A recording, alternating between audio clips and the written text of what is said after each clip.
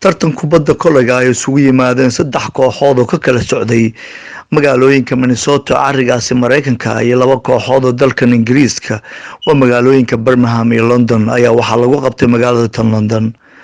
Tartankaas oo soo qabanqaabiyeen bahweynta isboortiga ay horkacayeen macallin Cabdiraxmaan Shiine Guhaad iyo macallin John, ayadoo xusid mudan tahay in dhalinyaradii ka timid dalkaasi Mareykanka ee Minnesota uu hogaaminayay Cabdiqaadir Xaaji Daar Sheekha oo ahaa ciyaaryahanadii caanka ku ahaa ciyaaridda kubadda kolayga isla markaasna ahaa macallinka xulka qaranka wiilasha kubadda kolayga Soomaaliyeed waqti xaadirkan. Tartankaas ayaa waxa uu ka socday 2 maalmood iyadoo ay ka soo qayb galeen dad aad u xiiseeya daawashada ciyaaridda kubadda kolayga. Haddaba mas'uuliyiintii halkaasi ka hadashay tartanka intii uu socday waxa hadaladoodii ka mid ahaa.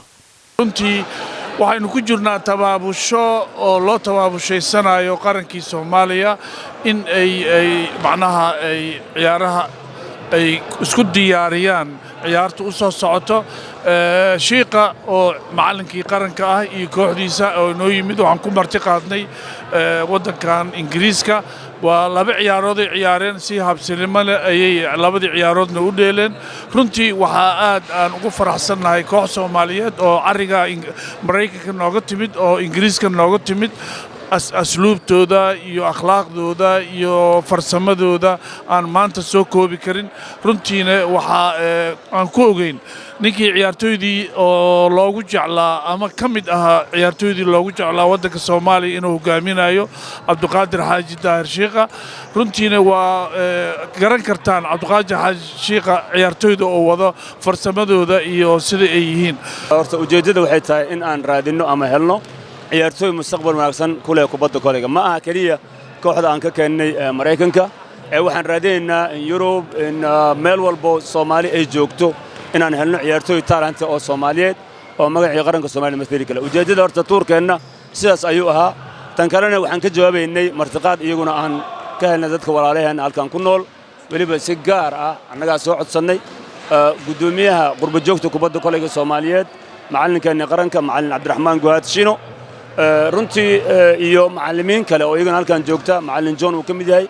ciyaartoydii kubadda kolayga Soomaaliyeed isugu jira wiilashii hore naadiyada iyo xulkii qarankaba.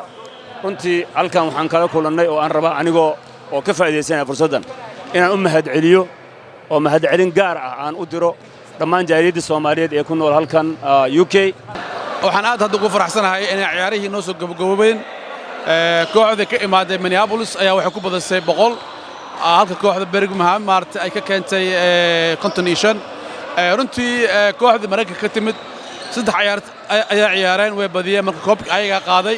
ciyaaridda kubadda kolayga ayaa waxa ay ka mid tahay ciyaaraha ay dadka Soomaalida sida aadka u xiiseeyaan isla markaasna guulo wax ku ool ah ka soo hooyay tartamada caalamiga ah marka ay ka qayb galaan xulalka qaranka Soomaaliyeed inta uu burburka dalka ku jiray. Cabdullaahi Xasan Maxamed Wiish, telefishinka qaranka Soomaaliyeed, London, carigan Ingiriiska.